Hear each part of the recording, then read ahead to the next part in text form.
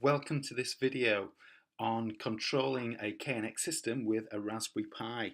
And in this video I'm going to show you how to set up a little server on the Raspberry Pi so that you can control your KNX system with a smartphone. It's super simple, and I'm kind of embarrassed that I haven't done this video many moons before this. Anyway, so let's crack into the video. And effectively the objectives for this video is that we're going to set up a mobile phone, or we're going to set up a system on the Raspberry Pi that will listen to HTTP requests that come from an app on the phone. The Raspberry Pi will listen for those requests. When it hears a request, it will send a little data packet out across the KNX bus and switch on, say, a light. In this case, I'm going to switch on my office light, so it'll travel to the actuator and then switch on the light. So how are we going to do this? Well, there are a couple of things we need to do. You need to check that your Raspberry Pi has got a static IP address on your local area network. There's a whole host of tutorials on how to set this, so I'm not going to go really into that here, but that's helpful because you'll need to have a static IP address so that when you're making those HTTP requests, the address on the app on the phone is going to hit the appropriate address where the Raspberry Pi is sat behind it. We're also going to set up a server in Node using a framework called Express. It is super simple, and as I say, I'm embarrassed I haven't just done this before. And so we'll go through that, and then also we're going to set up a sort of in-memory database using this Node package called NEDB. And there's two objectives to this. First of all, to hold the current object states of everything on the bus. So the idea being is that the Raspberry Pi will know if the light is on or off, and so when it gets a request to switch the light, it will retrieve its current state and then send, so if it's on, it'll then send an off, and if it's off, it'll then send an on. And the other database that we're going to use is we're going to set up a database to do the mapping between the group addresses, which are kind of the core backslashes, the sort of three digits separated by backslashes, or are they forward slashes? I forget. We're going to do the mapping. They'll hold the mapping between those addresses and the actual text name. So the idea being is that we can pass in a text name with our HTTP request, and that will go find the actual group address, and then it can make a request across that. As always, all of the code examples are available on my GitHub, so just check that out and download those files. So how do we do this? Well, it's very simple. We're going to download and install some more NPM packages. Principally, that's Express, Body Parser, which is used by Express, and NEDB. And then we're going to download and save server.js and db.js to the utilities folder. So server.js is just going to be the little bit of code which will start the Express server. db.js is the code which will initialize the databases. Then we need to just append our app.js to include server.js and db.js. And also then we're going to create some folders. We've got to create an API folder in the KNX folder because we've got to house our routes and our controllers in there. So we're going to make an API folder, and within the API folder we're going to create a routes and controllers folder for the API. And then we've got to save the API routes.js and API controllers.js to their respective folders.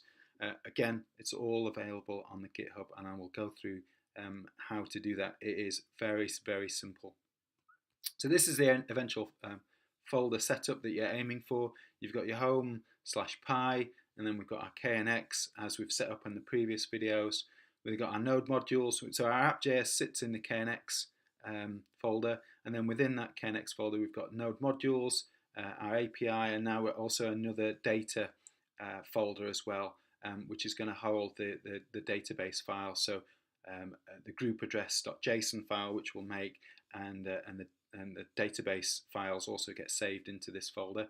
And then in the API, we've got two folders. We've got the routes folder and the controllers folder, and within routes we've got the API underscore routes.js file, and in controllers the API underscore controllers.js. And then in the utilities folder in the node modules we've got server.js.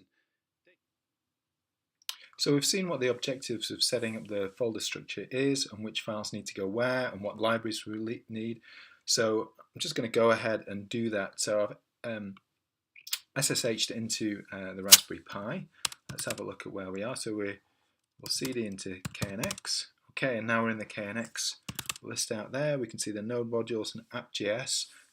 So we're just going to do run npm install netdb. It's our first library.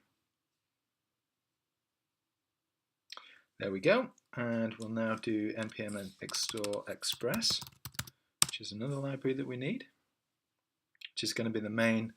Well, this is the library which is the core server. It's got great documentation. While that's loading up, I'll just put the let's have a look at the npm documentation. Some great documentation on Express. It's a great framework, and because we're using Node, we can leverage all of this great code to make a very simple. So that was a slight typo. So it's npm install body /parser, and we should be good to go. There we go. Great. So let's just take a look. We'll cd into node modules and have a look. And there we can see we've got our Express, we've got body parser in there, we've got netdb, and so on. So that's all looking good. So now we also just need to make our the appropriate folder structure in which we're going to put our files, which will run the server and hold the routes and the controllers. So the first one we need to do is we're going to make a directory in the KNX called our API. There we go, we've got the API folder there. We're going to cd into API, and then here we're going to make two folders, controllers and routes. So now, there we go. And that's it, really. Now we just need to slot in the appropriate folders, the appropriate files. So I'm just going to do that.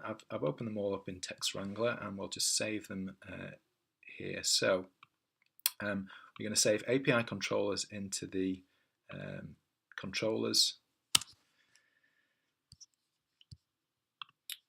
Okay, well, here's the controllers. We want to go into the API, we're in controllers, and we'll just save that in there. That's that one done. And we'll do the same with routes here. And we will KNX, API, routes, and we'll save it there.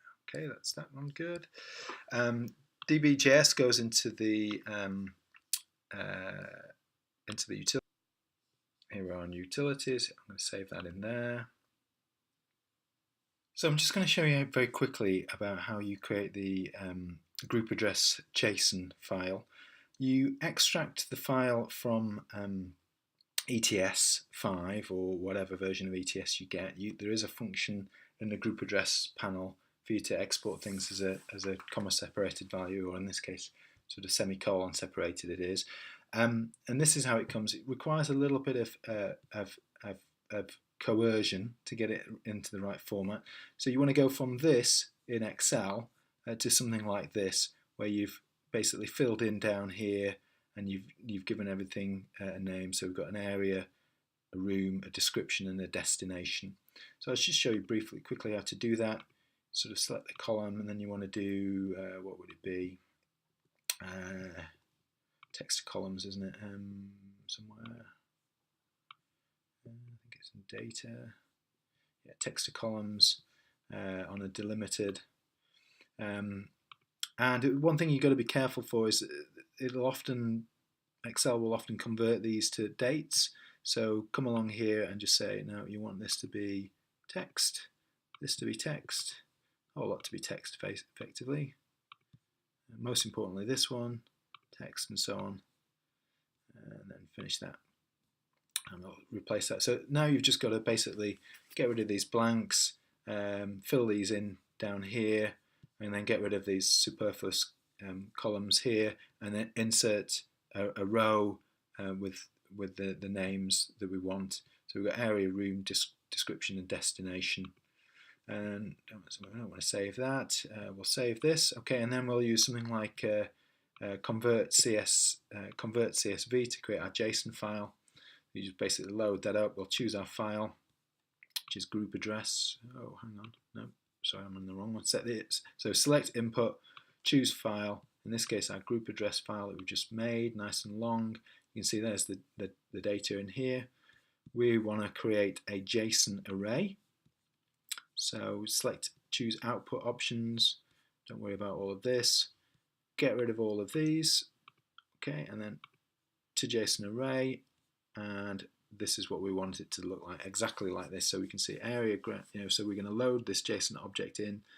Oh, the other things that I've done to coerce this is I've put all of these to lower to make things easier to remember when we're writing the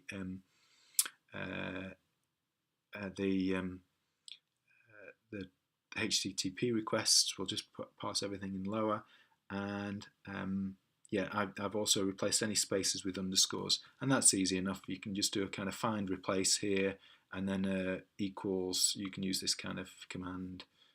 It's equals lower, and then you put in the value. So if we did it for this one, oops, okay, that there, that would be B10, and you can see it's just forced that to, and you can kind of do that for the whole column and resolve that.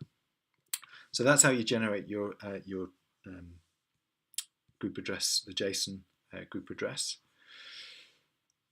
So the final thing we need to do is make the data folder. So I'll just have a look here. So we're just going to make the data. Okay, there we go, made the folder, and now we're just going to save our group address JSON to that folder. Go, we've connected in, we're in the data folder, let's just save that. Okay, now that's everything in position, we'll close those. Let's just see if everything runs.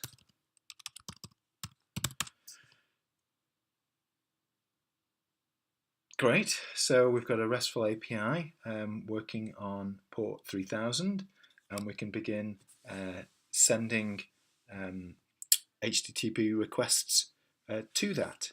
So let's just have a quick look through the code that we've put there. We'll open up these things. So we'll open up, we'll have a look first at server. That's in, sorry, have a look first at the app.js.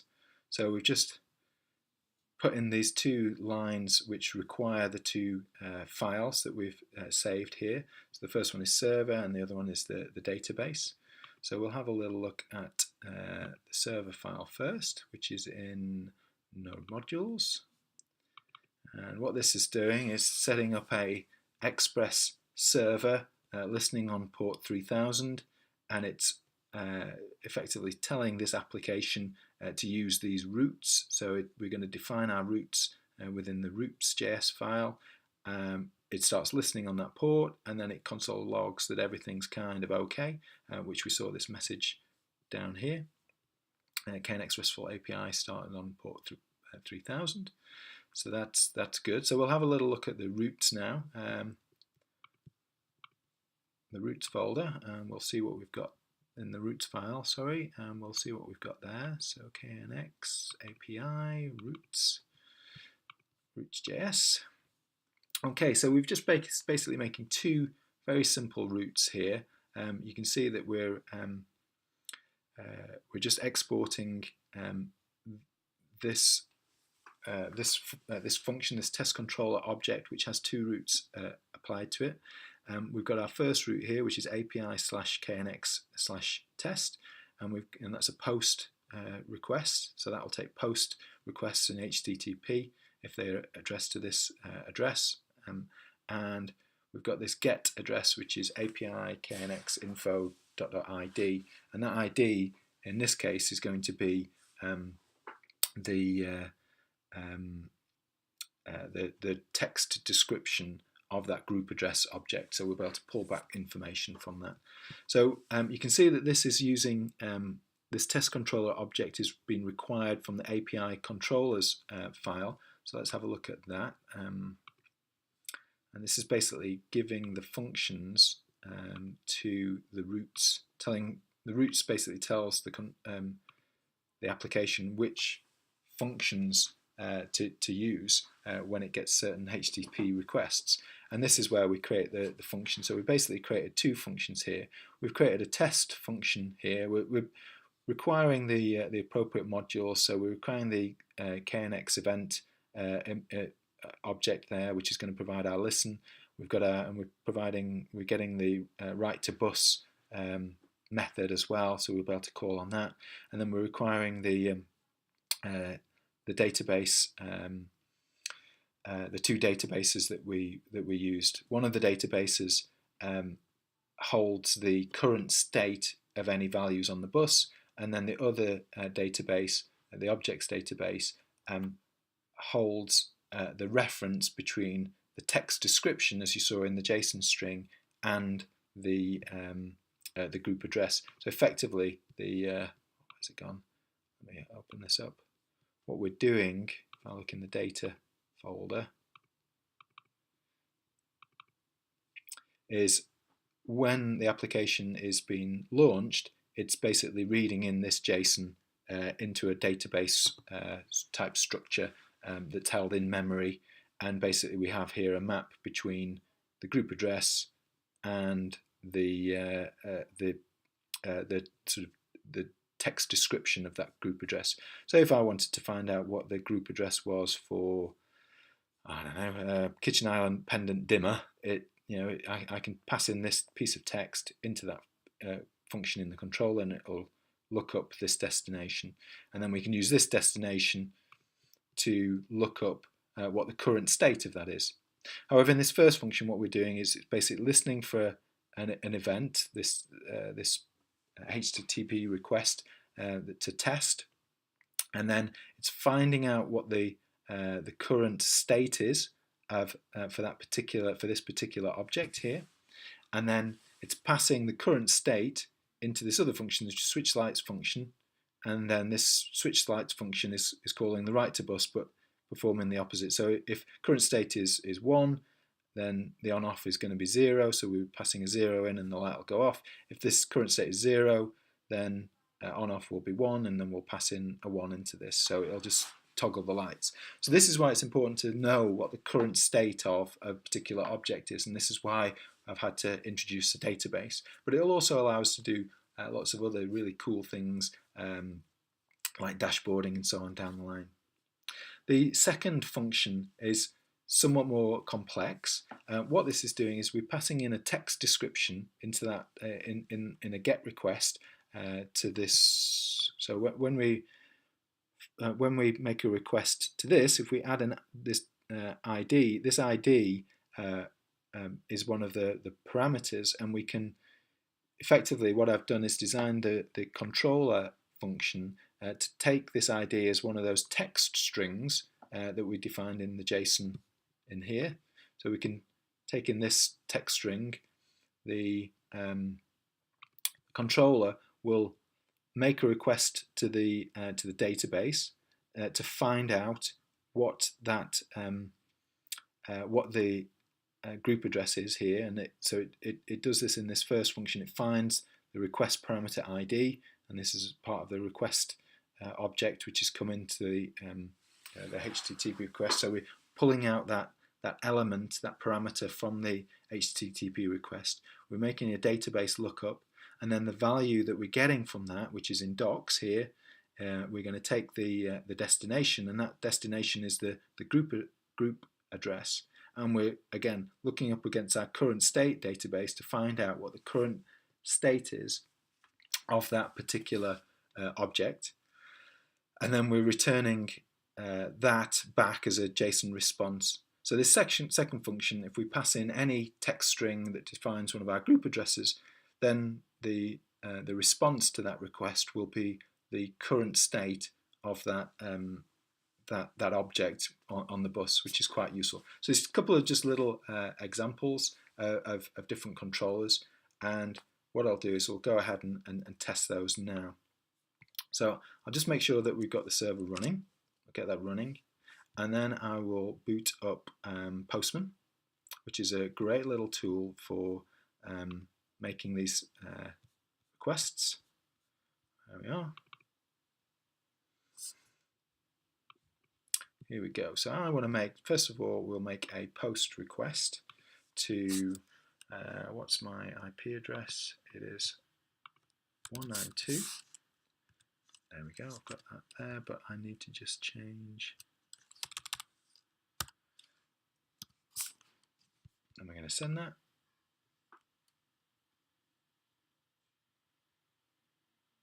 Oh, right, okay, this is a bit of a strange error.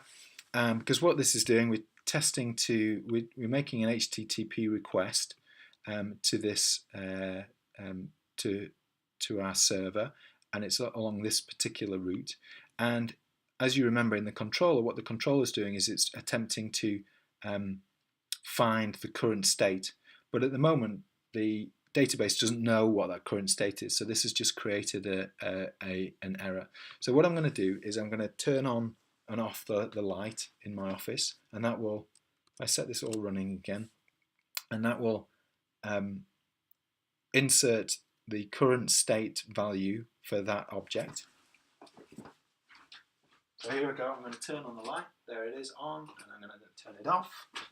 So now the database will have the current state for that test object, and we will make a request to, I'll just hit send again on that, and there we go, I get the response, the light was switched, and believe it or not, the light has come on in my office. I'll send that again, and the light has gone off. Okay, I'll just show you one of the other objects.